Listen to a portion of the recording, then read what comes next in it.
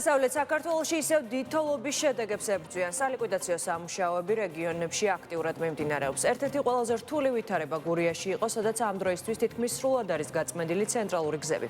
საუბნო გზების გაწმენდითი სამუშაოები კი ჯერ კიდევ გრძელდება. რეგიონის მასშტაბით მოსახლეობას გაზმომარაგება აღდგენილი აქვს. ელექტროენერგიის მიწოდების კუთხით კი პროგრესია. რა ხდება ახლა გურიაში? ნათია ქენქაძე ჩაგვერთვება პირდაპირ ეთერში. ნათია, გისმენთ.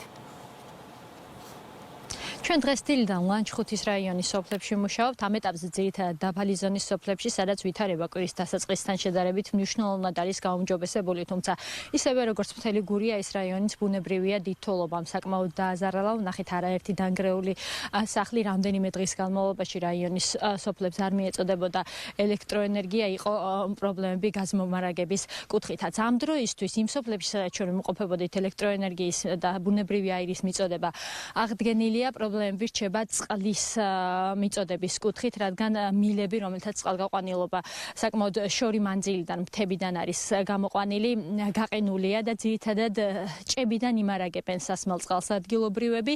გზები აქ ცენტრალური გზები სრულად არის გაწმენდილი და ნაწილობრივ საუბნო გზებზეც უკვე ავტომანქანების გადაადგილება არის შესაძლებელი. მთავარი საკითხი ახლა ადგილობრივებისთვის არის საკუთარ სახლებამდე მისასვლელი მონაკვეთების გაწმენდა და სახლების გადმოთოვლა. რამდენიმე ნაწილი სახლების ამ დროისთვის ისევ გადმოსათოვლია და ეს მათ გარკვეულ საფრთხეს უქმნის. ლანჩხუთის რაიონი არის საკმაოდ ბევრი სოფელი არის მეწყერსაშიში ზონა და ეს კიდევ დამატებით საფრთხეს ქმნის ადგილობრივებისთვის, თუმცა ამ დრომდე არც მეწყერის და არც ზავის შემთხვევა საბედნიეროდ არ ყოფილა და მეწყერული ზონებიც უკვე ამ დროისთვის მძიმე ტექნიკის მეშვეობით არის გაწმენდილი.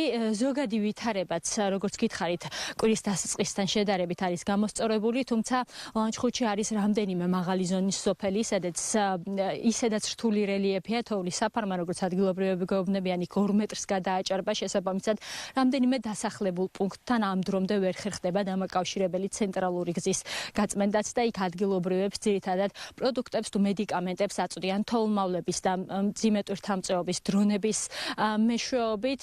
სწორედ ეს არის ახლა მთავარი ამოცანა სამივე რაიონში გურიის მასშტაბით, რომ მოხდეს დამაკავშირებელი გზების გაწმენდა იმ დასახლებულ პუნქტამდე, რომლებიც გარესამყაროს ამ დრომდე მოწყვეტილია. როგორც ასეთი, ახლა რაც შეეხება სამუშაოები ნამდვილად იყო და მე პირადად რომ დამჭირდა 2 მცირემწლოვანი შვილი მყავს 8-10 წლის, ჩამოვედი ცენტრში, ჭიროდა რაღაცა პროდუქტი ბავშვებისთვის, დამხდენ ჯარის ბიჭები, საიდუმლო მბრძანებელი ბატონო, მეთქი ეგეთი პრობლემა მაქვს და ჩამისვენ ხალხმა მანქანაში, ჩამიყვანა ბოლომდე. დამელოდა, მაყიდინარაც მინდოდა და ჩამომიყვანა უკან და რავი, მე არ ვერნური ამ ხალხს. გზაგია გაწმენდილი, გაწმენდნენ ჩვენთან, მაგრამ სახლი დაეგრა ერთს და ია სოძვა თუ არა. თიან ყველა გამგიავან და გააკეთებენ, მეეხმარებიან და ენი გვაახარსა, კი. კოჩი და მომიყვანენ. გაზი არა. არის ბიჭებმა. გაზი არა, ახლა არც მოგაიხმარს.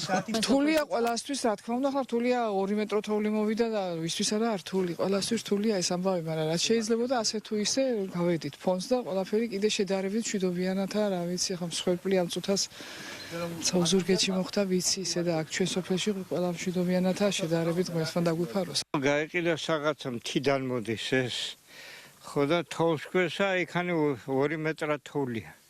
და ესე ჭებიდან იმარაგებ? ხო, მოიმარაგებ ახლა ვეყოფა. მე ადნება თოვლი და ყველაფერი ნორმალურად იქნება.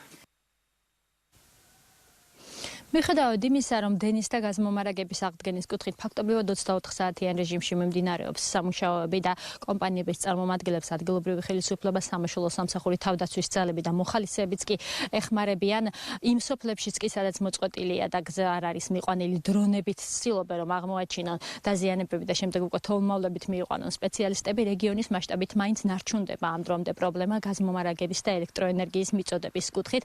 დაახლოებით 1000 აბონენტს არ მიეწოდება ამ დროისთვის ელექტროენერგია და დაახლოებით 1000 აბონენტს აქვს გათიშული ბუნებრივი აირიც.